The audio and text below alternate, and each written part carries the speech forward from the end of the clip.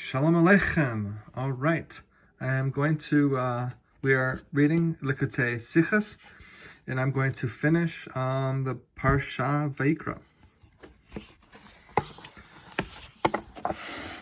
We left off here. What brings a person pleasure?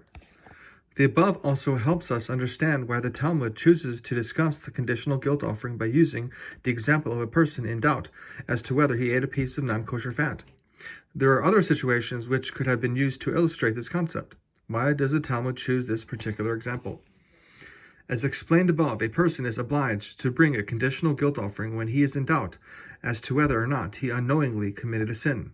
As stated, the unknowing violation of a prohibition can be interpreted as a subconscious expression of the satisfaction a person feels in undesirable matters.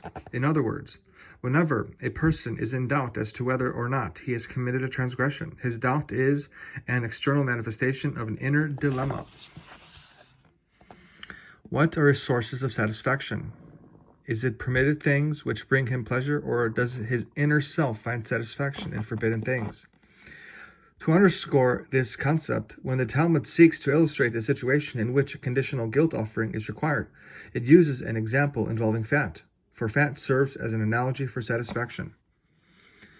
From a certain perspective, the blemish created by an unknowing transgression is greater than that generated by voluntary sin. Similarly, being in doubt as to whether one committed a transgression can be worse than knowing one has transgressed.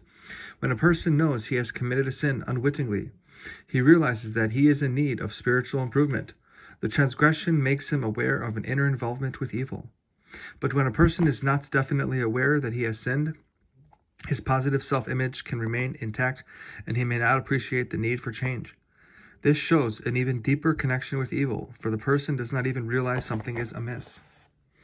When a person knows he has unwittingly committed a transgression, his fundamental nature remains good.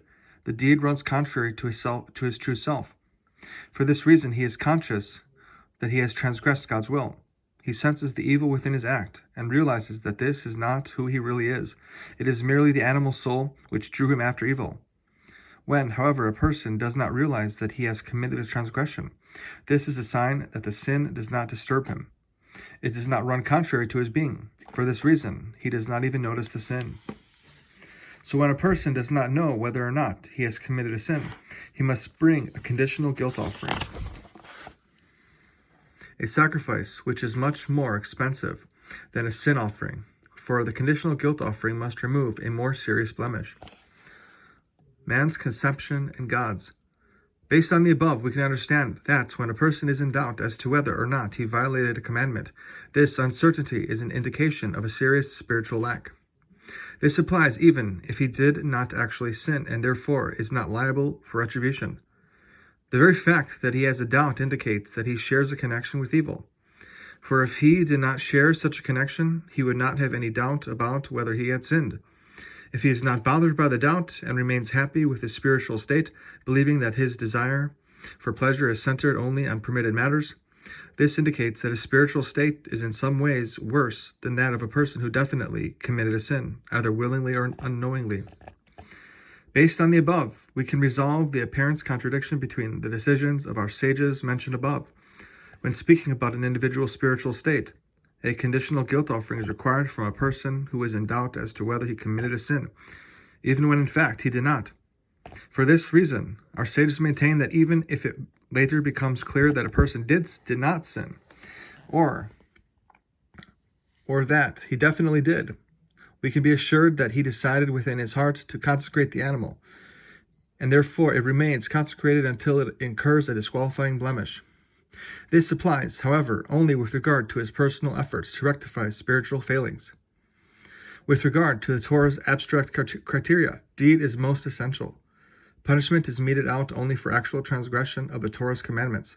Therefore, if in fact a person did not violate a transgression, even though he may have a spiritual connection with the sin involved, he is not liable for punishment. This is what motivated our sages and the Rambam to rule that one is not liable for sacrificing a conditional guilt offering outside the Beis Hamikdash, since it is possible that the person did not actually sin. According to the Torah's abstract criteria, a sin offering is not required.